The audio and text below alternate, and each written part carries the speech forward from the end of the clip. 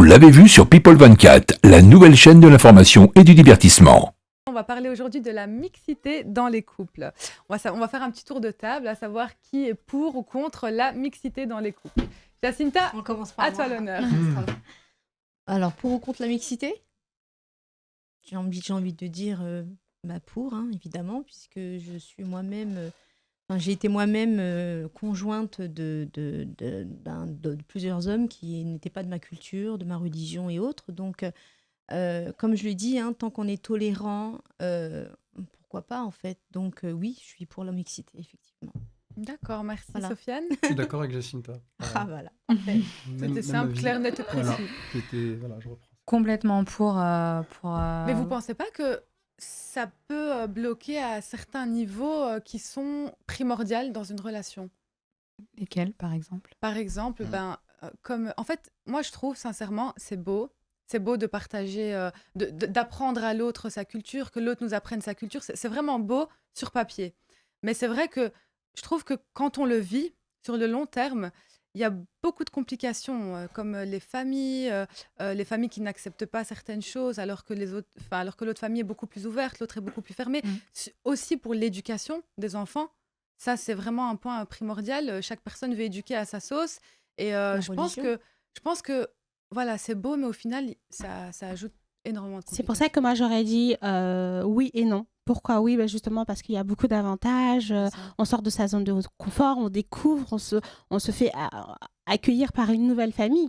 Et dans le cas contraire, moi, je rencontre des patients en consultation qui sont en dépression parce que leurs belles familles les ont rejetés, parce que leurs belles familles ont rejeté leurs enfants, parce qu'on leur a fait des coups bas, parce que Noël, ils ne peuvent pas le fêter comme ils le souhaitent, de par leur code, ou les fêtes musulmanes, ils ne peuvent pas les pratiquer comme ils veulent parce qu'ils n'ont pas été préparés, accompagnés, pris en charge dans ce sens-là. Donc oui, quand ça se passe plutôt bien et qu'on est vraiment accompagné par l'autre, parce que le mariage, oui, c'est certes deux personnes qui se marient, mais c'est aussi une famille qui se crée autour de ces deux sujets.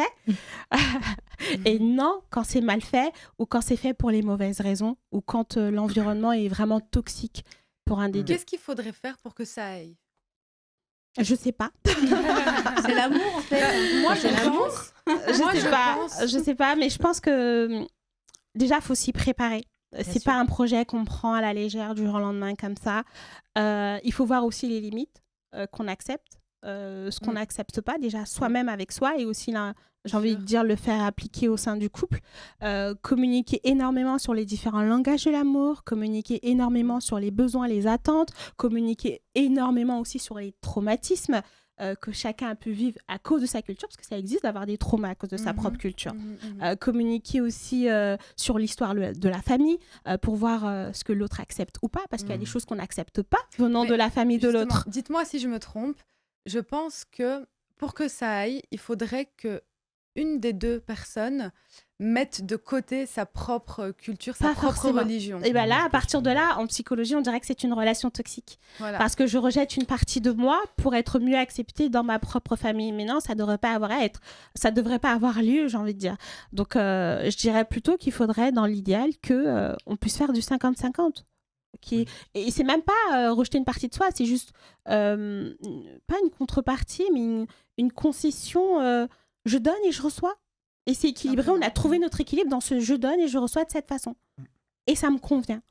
C'est ça, un accord commun. Un accord, d'un commun accord. Si par exemple, dans un couple, il y en a une qui est, je sais pas, la femme est chrétienne et que pour elle, fêter Noël n'est pas important et que le conjoint, ça lui convient de passer le 24 ou le 25 de cette façon, c'est très bien, ils ont trouvé leur équilibre de cette façon. Mais si la conjointe veut absolument fêter Noël avec sa famille et que le conjoint qui est musulman refuse de participer au repas de Noël ou se fait rejeter ou subit des attaques au sein de sa belle famille parce que il est musulman, il mange halal, à un moment donné...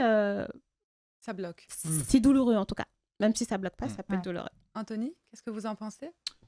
Moi, je trouve ça beau la mixité. Oui, c'est beau. Voilà, c'est clair. Sur papier, c'est très beau. Oui, effectivement, sur papier, c'est ça très fait beau. Des beaux Après, c'est vrai aussi. Ça. C'est ça.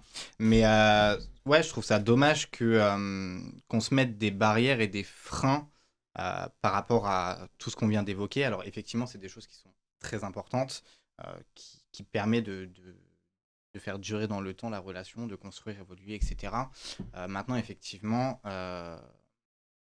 faut trouver son équilibre, en fait. Faut trouver son équilibre, faut vachement être porté sur la communication, sur l'entraide aussi, parce que effectivement, si dans le couple, il n'y a pas d'entraide, Pas d'empathie pour l'autre. mais c'est ça, exactement, et que, je sais pas, le mari, il va donner forcément raison en tout point à sa famille et pas soutenir, épauler sa compagne, etc. Enfin, forcément, c'est voué à l'échec. Donc, effectivement, la Mais est-ce communication, qu'au final, c'est pas etc. des concessions et un combat tous les jours au final? Là, on peut- Je pense que Non, tout dépend de... Si on trouve l'équilibre, il y a la c'est plus un famille. combat. C'est ça, la vie de couple. Hein. Oui, C'est souvent mais la même justement, C'est des concessions, culture, on va avoir c'est ça. le même pro et des Tous les contre, jours. on va Après, c'est l'amour qui va faire qu'on va tenir ou pas. Ouais, d'accord. Et le Ouais, travail aussi, je C'est un pense. combat de tous les jours, effectivement. Ouais. Enfin, ne pas se reposer sur ses acquis, sur ses C'est ça. lauriers, voilà. D'accord. Écoutez, merci beaucoup pour toutes vos interactions. Comme à notre habitude, on va terminer avec un saviez-vous pour votre culture générale. Et comme on est en plein dans l'amour, le saviez-vous, parlera d'amour. Alors, selon une recherche tirée du International Journal of Psychology, les battements cardiaques des amoureux se synchronisent automatiquement lorsqu'ils se regardent dans les yeux pendant plus de 3 minutes. Alors, n'hésitez pas à le tester à la maison si vous souhaitez raviver la flamme ou simplement tenter de la garder. Voilà, merci à tous. On finit des yeux maintenant.